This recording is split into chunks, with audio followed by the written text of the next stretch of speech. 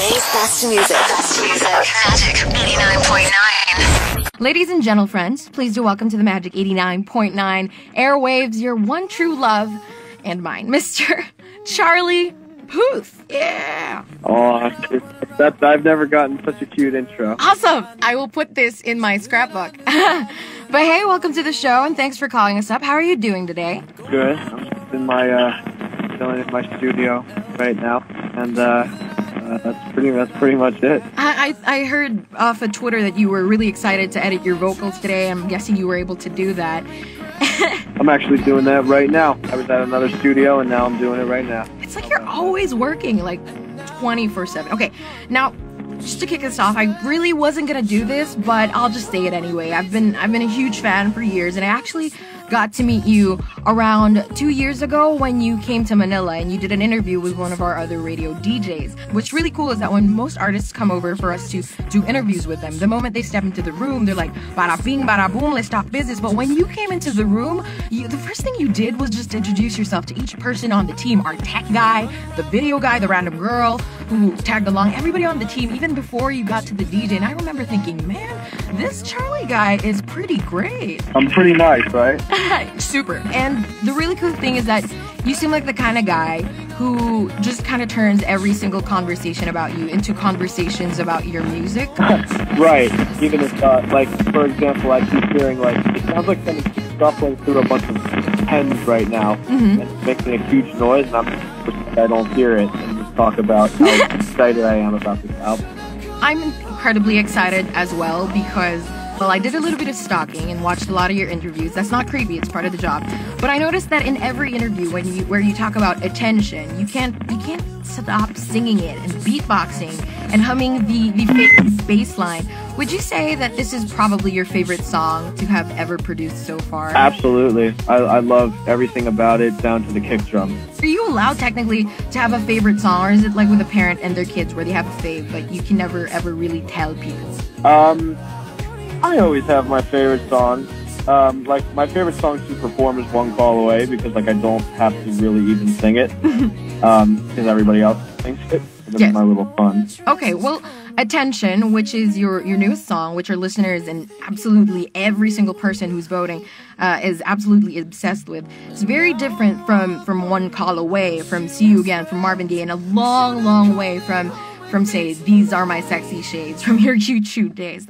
So how would you say Attention and your upcoming songs on this next album particularly different from the ones on 9 Tracks? I think I know who, it's a bit of a darker album. It's a bit sadder sometimes to listen to. It's just tougher. It's, it's not always like so bright and happy, and that was my life. This year, when I first came into the music industry, I was bright-eyed and bushy-tailed. Oh, man. Oh, no, nothing could ever go wrong. I got some girls messed my life up for a while, and I got sick. It was a wild ride. That's what this album was about. Wow, real talk. That's where this conversation went. But hey, you turned that and used it as inspiration for your music. And I know the song Attention in particular, you came up with like in the middle of nowhere in Tokyo, and you recorded it right there on your phone. What is the quickest amount of time it took you to write a song? Man, well, that was probably See You Again. It took about like 10 minutes to write, which will probably never happen again. But that was extraterrestrial. But what would somebody have to do to get put into one of your songs, short of like throwing a turtle at your name or something? Well, you have to be a turtle first, and I have to. The turtle has to be throwing something at me. How do we get you to write a song about your Filipino fans? I have to. I don't know. I don't think all my Filipino fans just want the good kind of attention. They just want me to notice them, and I love when I get attention from them. That's true, and I mean, we can't exactly help it because you're very talented. You're multi-awarded. You can beatbox, you can write songs, you can sing. You play fake bass on the song Attention, and I know you acted recently for Life in Pieces. Is there a hidden talent we don't know about? Like, for example, if you weren't knocking it out of the park on the music scene, what else do you think you'd be doing with your life right now? I know you were really into coding for video games for a while. Yeah, I love video games. I'm a huge nerd. I also love houses. I would love to build a house. build a house? Really nice residential, commercial real estate.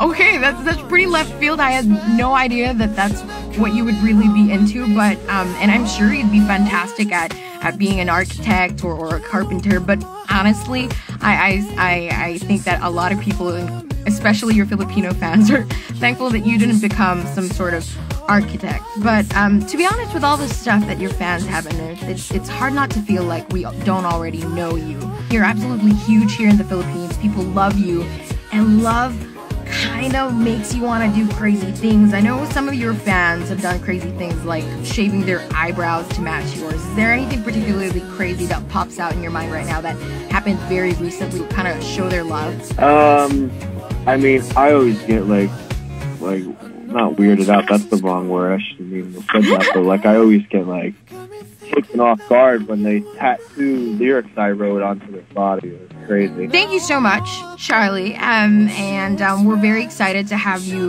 here on the show. What do you think we have to do to get you to come back here to Manila? Nothing. You just have to be Manila. Just has to stay sexy. That's all. Stay sexy, Manila. Charlie Puth, 2017. Gotta thank you for this. You just made everybody's day.